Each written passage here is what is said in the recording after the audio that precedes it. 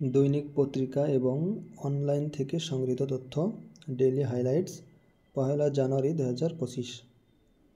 1.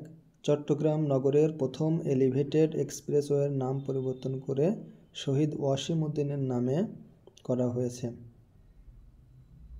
বৈষম্য বিরোধী ছাত্র আন্দোলন চলাকালে চট্টগ্রামে প্রথম শহীদ হন চট্টগ্রাম কলেজের ছাত্র ওয়াসিম উদ্দিন।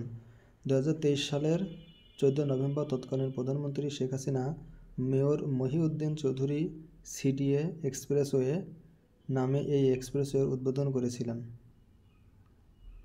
2. দেশের ইতিহাসে সবচেয়ে বেশি $2.64 বিলিয়ন বা $263 কোটি 90 লাখ ডলারের রেমিট্যান্স এসেছে গেল ডিসেম্বর 2024-এ।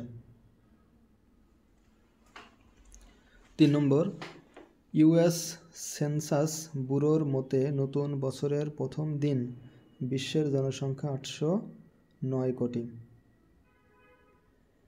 4. মৃত্যুদণ্ডের বিধান বিলুপ্ত করে একটি আইনের অনুমোদন দিয়েছে আফ্রিকার দেশ জিম্বাবুয়ের প্রেসিডেন্ট এমারসন মানানগাগুয়া। সর্বশেষ 2005 সালে ফাঁসি দিয়ে মৃত্যুদণ্ড কার্যকর করেছিল জিম্বাবুয়ে।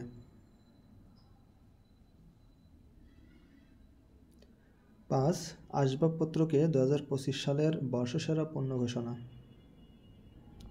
রপ্তানি, প্রসার ও প্রণোদনামূলক কর্মকাণ্ডকে বেগবান করতে প্রতিবছর একটি পণ্য খাতকে বর্ষপণ্য বা প্রোডাক্ট অব দ্য ইয়ার হিসেবে ঘোষণা করা হয়।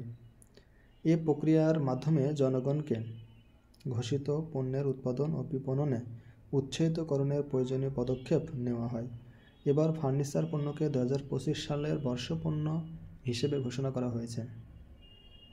6.